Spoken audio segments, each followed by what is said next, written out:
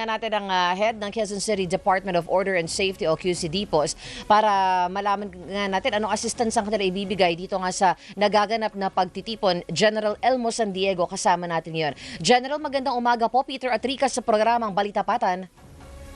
Yeah, good morning, Peter, Rica, at sa mga nakikinig natin. Opo. General, good morning. Doon po sa nangyayaring pagtitipon, dumarami po yung mga taong naroon, dumarami na rin po ang mga bilang ng mga pulis. Ano po ang maitutulong ng DPOS para po panatilihin ang traffic at saka ang safety ng mga nandoon po?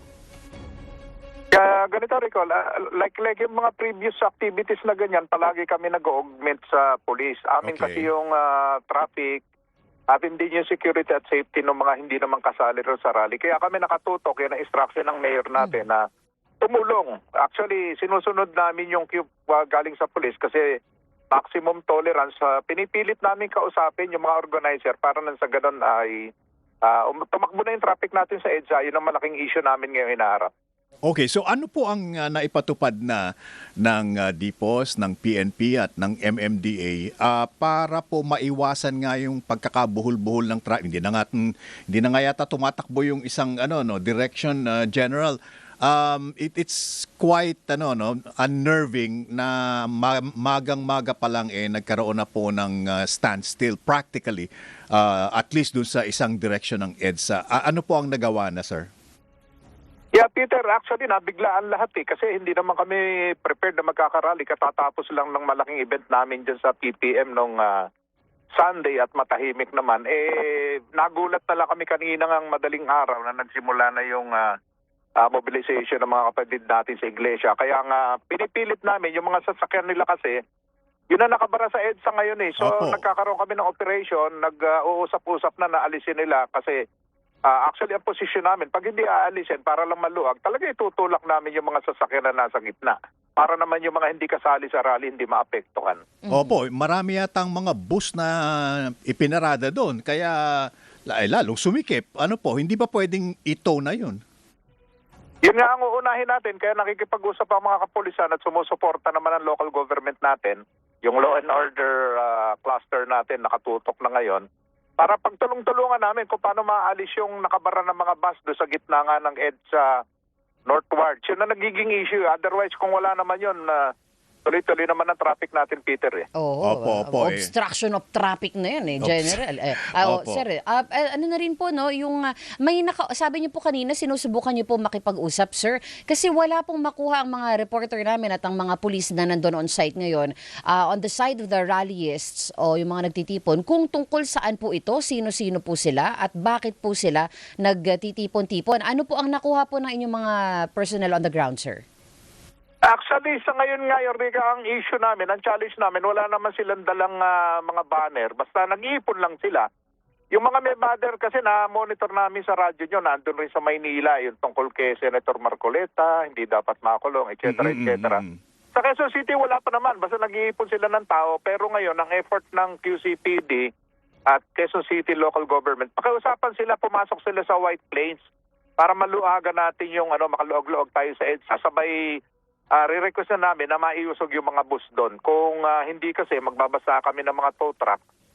Kung kailangan persahin kasi ang malaking epekto doon sa hindi naman kasama. Opo May pasok tayo ngayon, may trabaho yung mga tao. At sweldo po Marami ngayon, mga General.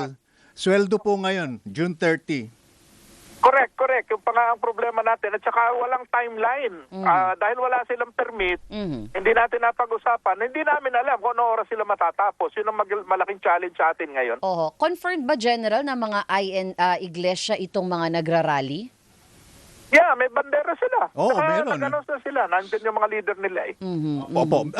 General, first and foremost, anong balita ninyo? Meron bang permit itong pagtitipon, quote-unquote, ng mga tao na mula sa INC? Yun nga malaking issue kasi kung may permit na in-apply, makakapagbasta tayo. Kaya kami nabigla, walang permit na in-applyan to. Kaya apparently, illegal yung kanilang assembly. Kaya lang, dahil nga rin sa maximum tolerance na issue, kinakausap muna namin.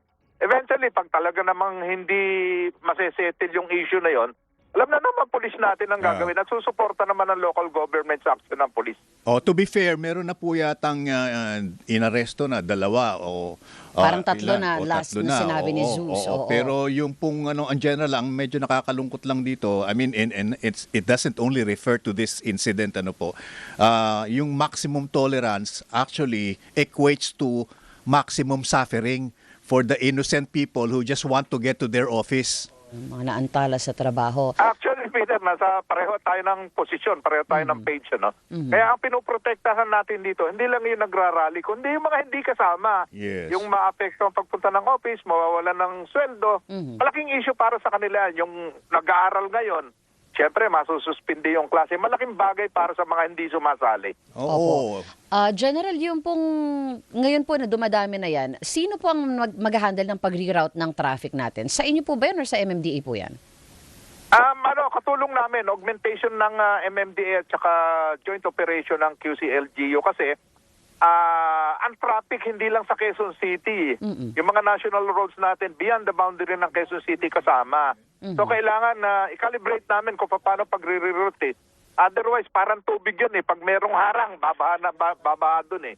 So pinag-aaralang mabuti kung paano i-reroute for the meantime. Parang sa ganun, ma-free up yung traffic natin. Opo. General, may mga reports na rin po na pumapasok sa amin na sa may Commonwealth area, nagkakaroon na rin po ng pagkapal ng traffic. Alam niyo po ba if this is in any relation dito sa nangyayaring pagtitipon nga po?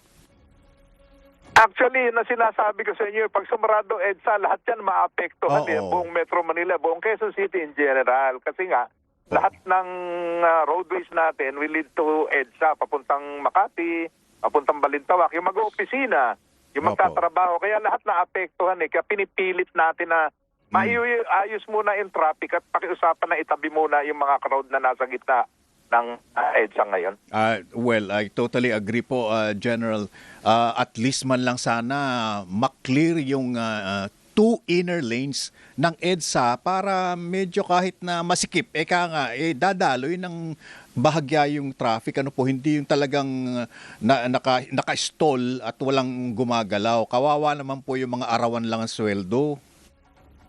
Yes, tama kayo. Kaya ang effort namin kanina, yung bus carousel na malibre. Ang problema, napuno ng tao at saka merong mga sasakyan yung mga kapatid natin na iglesia. Iniharang talaga rin sa gitna kaya nagkakaroon ng issue. Yun din ang dahilan kaya nagkakaroon ng aresto kasi ayaw nang alisin yung nandun sa mga bus carousel na sasakyan at saka tao. Pinatatabi na namin. Ayun. Okay, Sige tutukan po natin to.